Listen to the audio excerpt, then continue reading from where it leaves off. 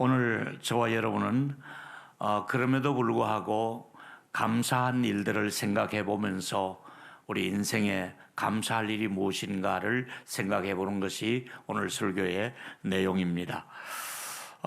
우리 모두가 처해진 환경은 다 다릅니다만은 또 문제가 있을 수 있습니다만은 제가 여러분에게 드리고 싶은 말씀은 절대 주권자이신 하나님이 하시는 일은 100% 옳습니다. 여러분이 한번 따라 하시면 좋겠습니다. 하나님이 하시는 일은 100% 옳습니다. 시작. 하나님이 하시는 일은 100% 옳습니다. 여러분 이해할 수 있습니까? 동의되십니까? 하나님이 하시는 일은 옳습니다. 왜냐하면 하나님이시기 때문에 하나님이 하시는 일에는 오차가 없습니다. 하나님보다 내가 더 지혜로울 수는 없습니다. 내가 하나님보다는 더 완벽할 수가 없습니다. 하나님이 완벽하시고 지혜로우신 분이시고 또 하나님께서 우리가 평생을 감사하라고 하실 만한 이유가 있습니다. 우리가 살다 보면 많은 고난이 있는데도 감사해야 됩니까? 그러면요, 고난이 있어도 감사해야 될 것은 시편 119편의 71절에 보니까 고난 당하는 것이 내게 유익이라. 아니 고난이 왜 유익입니까? 고난 당하면 얼마나 아프고 힘들고 어려운데 왜 유익이냐? 고난을 겪을 때에 이로 말미암아 내가 주의 율례를 배우게 되었나이다. 주님이 원하시는 말씀에서 내가 잘못된 내 모습을 고난을 받으면서 배우면서 내가 그릇 행하여 잘못된 길을 가다가도 주의 말씀을 배워서 바른 길을 가게 하는 것이 고난이 우리에게 주는 선물이기도 합니다. 저는 이 추수감사주일 맞이하면서 한나의 기도를 생각한 적이 있습니다. 한나가 이런 기도를 합니다. 사무엘하 2장 7절과 8절에 보니까 하나님은 어떤 분이십니까? 가난하게도 하지만은 하나님은 부하게도 하시고 낮추기도 하시지만은 높아지게도 하시는 하나님이십니다. 저는 이 본문 속에서 8절을 굉장히 마음에 와닿는 것은 가난한 자를 진토에서 일으키시며 빈궁한 자를 그름더미에서 올리사 귀족들과 함께 앉히신다. 이 성경 구절은 이 구절 속에 내 모습이 들어있는 것만 같습니다. 가난한 저에게 또 그름더미에 살고 있는 저에게 쓰레기 하치장과 다름없는 그런 곳에 살아야 될 저에게 하나님이 존귀한 자리로 때로는 대접받는 자리로 때로는 영광스러운 자리로 하나님이 귀족의 자리로 앉혀주신 분이 하나님이시다 이 말입니다. 오늘 저와 여러분 비천한 자리에 머물지 않게 하시고 우리를 가난하게만 하지 않게 하시고 또 하나님이 필요할 때마다 우리를 존귀한 자리로 영광스러운 자리로 때로는 하나님의 은혜 주시는 자리로 우리를 앉혀주신 하나님께 감사하시는 저와 여러분이 되기를 축복하겠습니다. 이제 저는 오늘 세 가지 말씀이 준비되었습니다. 첫째는 내가 받은 구원의 은혜를 한번 생각해 보라. 이게 얼마나 감사한 일인가. 다시 말씀드리면은 감사한 일 중에서 구원받은 일보다 더 감사한 일이 어디에 있겠습니까? 여러분 아시는 대로 다윗은 한동안 많은 어려움을 겪어서 도망자로 살아야 됐습니다. 광야에서 사울을 피해 다니며 또 적군의 위험지를 살아가며 그렇게 어렵게 살아갈 때에 주변 사람들이 이런 말을 하고 또 이런 고백을 하게 됩니다. 먼저 시편 3편 1절과 2절에 보니까 여호와여 나의 대적이 어찌 그리 많은지요 일어나 나를 치는 자가 많으니이다. 저 정도로 어려움을 당하고 쫓겨다니는데 다윗이 그 성공의 자리에 왕의 자리로 올라올 수 있겠느냐? 그런 어려움을 겪고 있을 때에 다윗은 아주 우리가 상상하는 이상의 고백을 하고 있습니다. 그렇습니다. 여러분, 여러분이 받은 선물 중에 가장 귀한 선물이 어떤 선물입니까? 구원받은 선물 아니겠습니까? 우리가 수천억의 재산을 가지고 있었는들 구원받지 못하면 어떻게 되겠습니까? 우리가 그런 재산을 소유하지 못한다 할지라도 구원받은 은혜가 너무나 감사해서 우리 내 신분이 바뀌어서 예수 믿게 되고 신자가 되고 의롭다함을 받게 됐으니 얼마나 감사합니까? 저는 이 하박국서를 또 이번 주일에 생각을 하게 되었습니다. 하박국 선지자가 3장 17절과 19절에 보니까 17절은 아무것도 없습니다. 무화과 나무도 무성치 못하고 포도나무에 열매도 없고 감람나무에 소출도 없으며 밭에는 먹을 것이 없고 우리의 양도 없습니다. 외양간에 소가 없는 빈 외양간이었습니다. 근데 18절에 오히려 그가 기뻐하는 것이 무엇입니까? 18절 우리 같이 읽겠습니다. 시작. 나는 여호와로 말미암아 즐거워하며 나의 구원의 하나님으로 말미암아 기뻐하리로다. 할렐루야. 나는 아무것도 없어도 좋습니다. 하나님만 나와 함께 하시고 나를 구원해 주시는 하나님 감사합니다. 나는 여호와 하나님으로 기뻐하고 구원의 하나님으로 기뻐하랬다. 이 하박국 선지자의 고백이 우리 모두의 고백이 될 수 있기를 주의 이름으로 축원합니다. 구원받게 된 것이 얼마나 감사하냐 이거지요. 여러분이 다 구원의 대열에 함께 있다는 것, 이거보다 더 감사한 일은 없습니다. 두 번째는 우리의 길을 인도해 주신 이에게 감사하라. 우리 인생에는 걸어가야 하는 길이 있습니다. 내가 원하든 원치 않는 내가 가야 하는 인생의 코스가 있습니다. 시편 136편 11절과 12절에 보니까 인도한다는 말이 두 번이나 나옵니다. 시편의 이 기자 저자를 인도하신 하나님은 우리가 나를 인도하신 하나님, 나를 강한 손으로 보호해 주신 하나님, 나를 여기까지 인도해 주신 하나님께 감사하라 이 말입니다. 그렇습니다. 여러분, 우리는 인생은 누구나 살얼음판을 걷는 것처럼 어려울 때가 있습니다.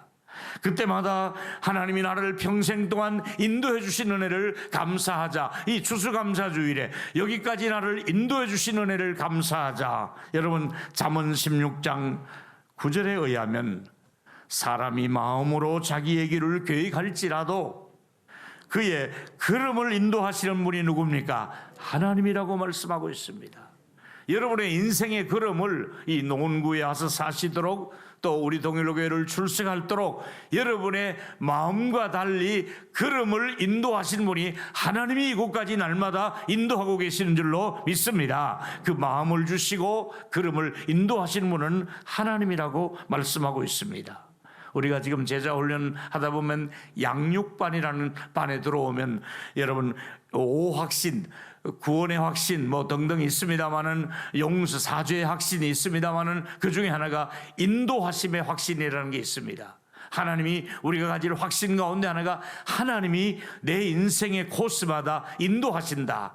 내 인생을 하나님이 경영하신다. 인도하심의 확신이라는 게 있습니다. 여러분, 때로 하나님이 인도하시는 일을 눈치채지 못할 때 있습니다. 하나님이 과연 나를 인도하시는가? 하나님 나를 그냥 물끄러미 바라만 보시는가? 이런 생각이 들 때가 있습니다만은 하나님은 한 걸음 한 걸음을 세월이 가면 갈수록 어려서부터 늙기까지 하나님이 여기까지 인도해 주셨더라 이 말이죠. 하나님께서 채워주시는 그 손길은 사람들이 생각하는 생각과 방법과 다르게 채워주시고 인도해 주시더라 이 말입니다. 하나님께서는 그때마다 곁에 계시면서 걱정하지 말아라, 내가 너와 함께한다, 내가 너를 떠나지 아니할 것이다. 할렐루야. 오늘까지 하나님은 우리를 떠나지 않으셨습니다. 그리고 인도해 주신 줄로 믿습니다. 그 인도하심 앞에 감사하라 이 말입니다. 시편 136편 15절 말씀, 홍해의 그 군대를 엎드러뜨린 이에게 감사하라. 하나님께서 애굽의 추격 부대를 홍해 수장을 시켜버렸습니다. 이게 얼마나 이스라엘 입장에서는 감사한 일입니까? 그런데 오늘 16절에 보니까 그 백성을 광야로 통과하신 이에게 감사하라. 여러분, 홍해길을 건너게 하고 그 다음 너희들이 알아서 해라고 하나님께서 방치하지 않고 광야의 40년을 또 인도하지 않습니까? 먹거리를 주시면서 만나와 메추라기 구름기둥 불기둥 반석에 샘이 솟아나가면서 하나님께서 광야에서 인도하게 하신 하나님께 감사하라 이렇게 말씀하고 있지 않습니까? 긴 세월을 하나님이 함께 동행해 주신 것이잖아요. 제가 가만히 손꼽아 보니까 제가 35 젊은 나이에 아내를 두고 아이들 셋 두고 혼자서 아프리카 리비아로 선교사로 부름을 받게 됩니다. 제가 원했던 것이 아닙니다. 그냥 그쪽에서 원해서 그제서야 지도를 살펴보니까 아프리카 북부 쪽에 사하라 사막을 끼고 리비아가 있고 우리 근로자들이 많이 나가 있다는 것을 그제서야 알게 되었을 때 제 마음속에 첫 번째 가졌던 생각은 왜 하필이면 내가 아프리카를 가야 하느냐? 왜 하필이면 접니까? 뭐 배울 것이 있겠습니까? 그리 비전이 있겠습니까? 그 사막에 들어가면 내가 뭘 할 게 있겠습니까? 뭐 그렇게 대접받는 자리도 아니지 않습니까? 한인 그 여러 이제 분들이 저한테 주는 사례가 월 100불, 그때 돈 8만 5천 원이었습니다. 한 달에 8만 5천 원을 사례비로 주면서 저보고 이거밖에 드리지 못할 테니까 오라는 얘기입니다. 가만히 보니까 동기들은 이미 잘 나가는 동기들은 당회장으로 이미 나가는데 나는 쓸쓸한 사막으로 한국교회에서 내 이름이 잊혀져 가겠구나. 그러면서 이제 나갈 때 말할 수 없는 답답함을 느꼈습니다.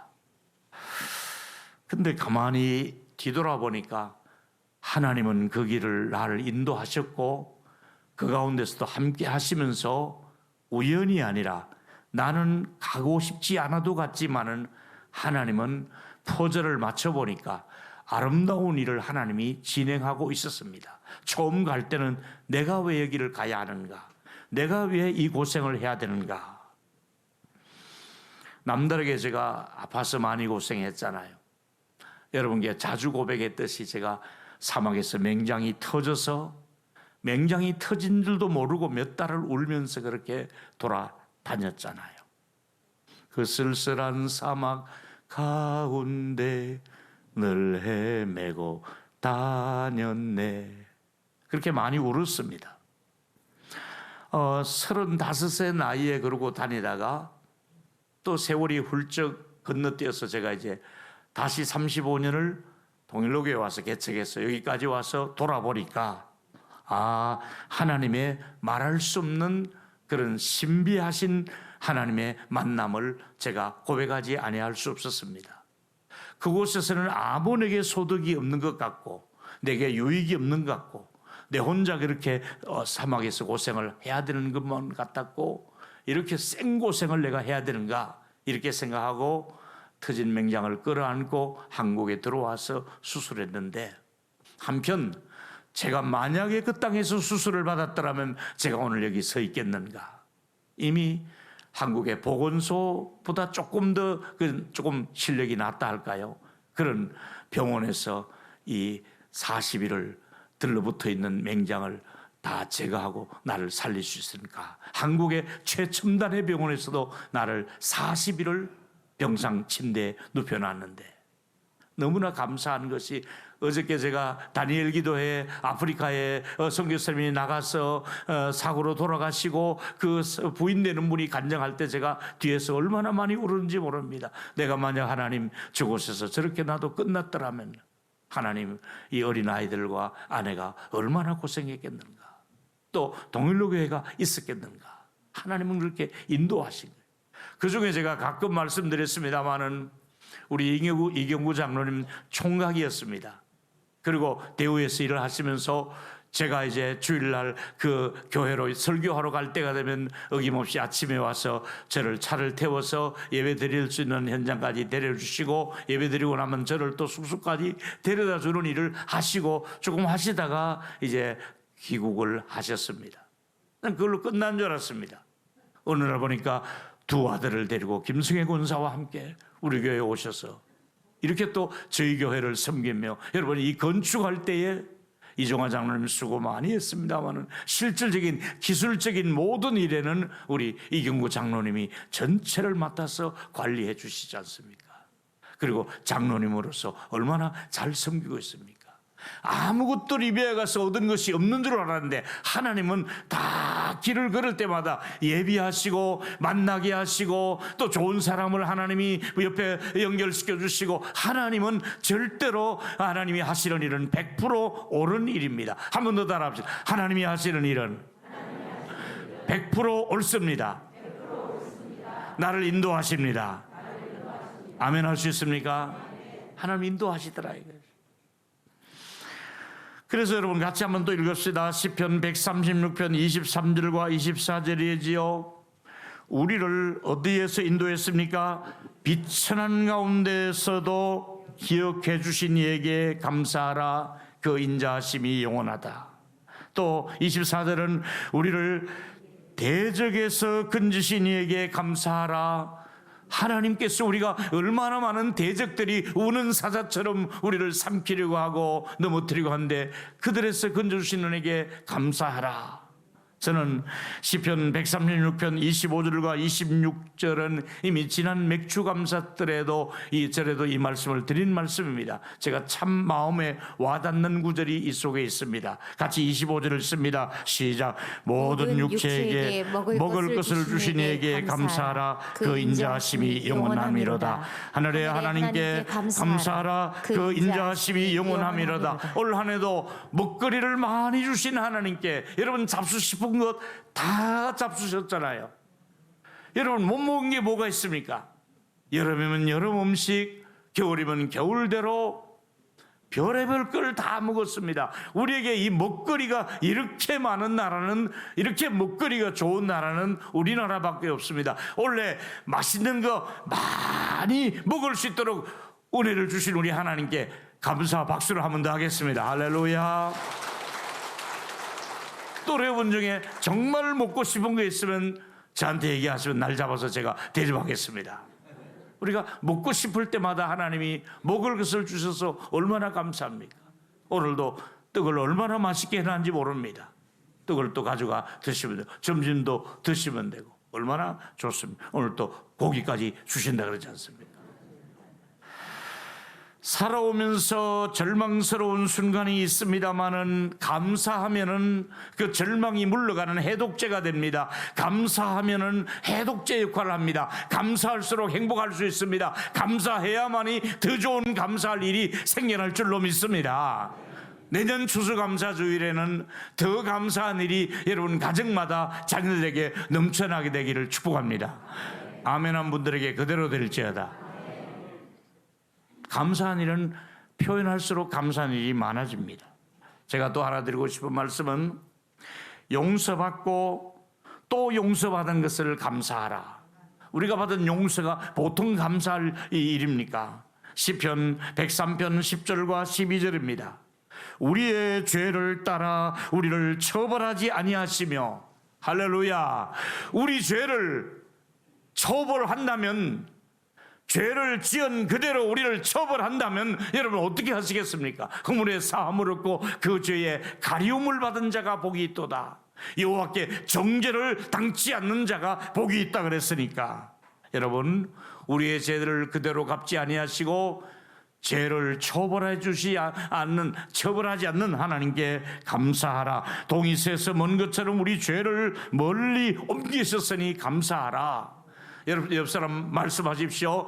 우리 죄를 처리하지 아니하시고, 시작. 우리 죄를 처리 아니하시고 죄를 멀리 옮기셨습니다. 할렐루야. 너무나 감사하잖아요. 내 죄를 죄값대로 나를 처리하지 아니하시고 내가 지은 죄를 멀리 보이지 않는 곳으로, 바닷속 깊은 곳으로, 아예 기억도 못할 곳으로 하나님이 내버렸으니 얼마나 감사합니까? 우리가 십자가 앞에 나갔으면은 나는 죄인이 십자가 앞에 나갔었는데 하나님은 그 십자가 앞에 설 때에 의인의 신분으로 나를 바꾸어 주신 것이 십자가의 교환 아닙니까? 하나님이 십자가 앞에 우리가 섰을 때 나는 죄인인데 하나님께서는 십자가를 통하는 우리들에게 의인의 신분으로 신분을 바꾸어 주셨습니다. 나는 불행할 수밖에 없는데 행복한 사람으로 하나님이 바꾸어 주신 것입니다. 사형수의 신분인 나에게 하나님께서 무죄 석방을 해 사면을 주셨습니다. 에베소 2장 1절에 허물과 죄로 죽었던 너희를 살리셨도다. 여러분, 허물과 죄로 죄값으로 죽었던 우리를 하나님이 이미 살려주신 줄로 믿습니다. 우리를 살려주셨습니다. 그리고 용서받은 사람은 상대적으로 또 우리 사람을 용서할 줄 알아야 됩니다. 내가 이런 용서를 받았으니 나 또한 용서해야 되는 것이 마땅히 하나님이 가르치는 말씀입니다.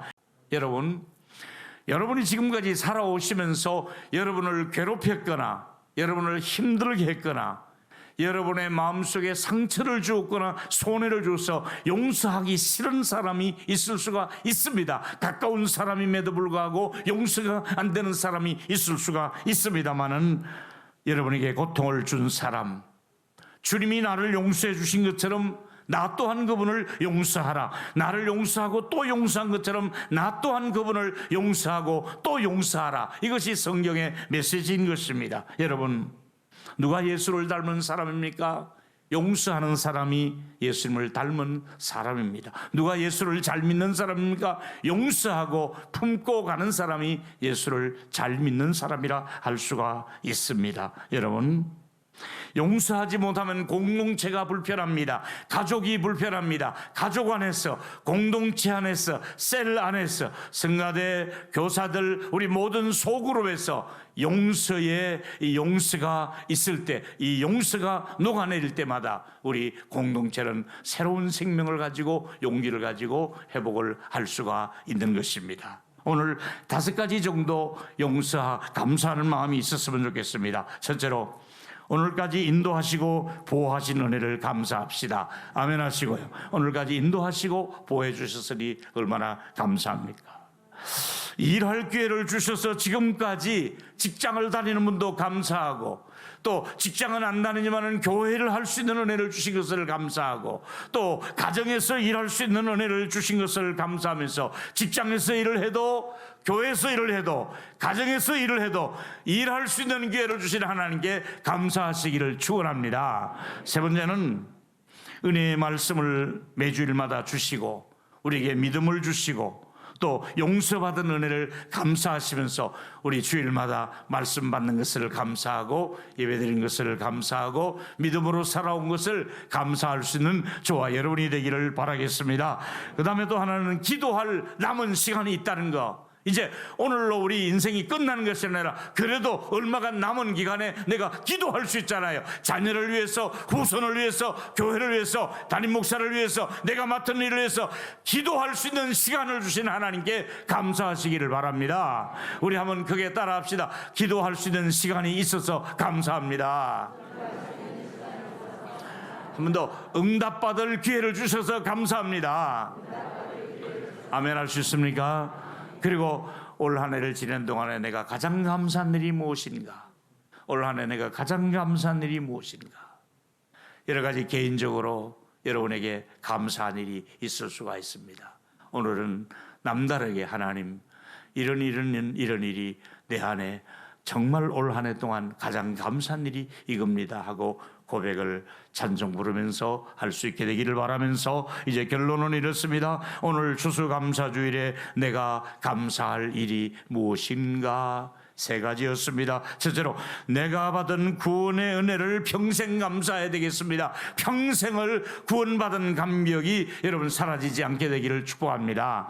두 번째는 우리 모두의 길을 인도해 주신 하나님, 내 자녀들의 길을 인도하실 것이고 우리 손자 수녀들의 길을 인도하실 것이고 우리 교회 리더십의 길을 다 인도하실 것이고 우리 모두에게 길을 인도해 주시는 하나님께 감사하시면서, 세 번째, 용서받고 또 용서받은 은혜를 감사하면서 최고의 선물이 용서의 은혜를 받았으니 또 구원의 은혜를 받았으니 길을 인도해 주시는 은혜를 우리가 받았으니 우리 모두가 하나님 앞에서 내년 추수감사주일에 또 연말 새해에 더 좋은 감사거리가 있는 우리 교회와 여러분의 가족이 되시기를 주의 이름으로 축원합니다.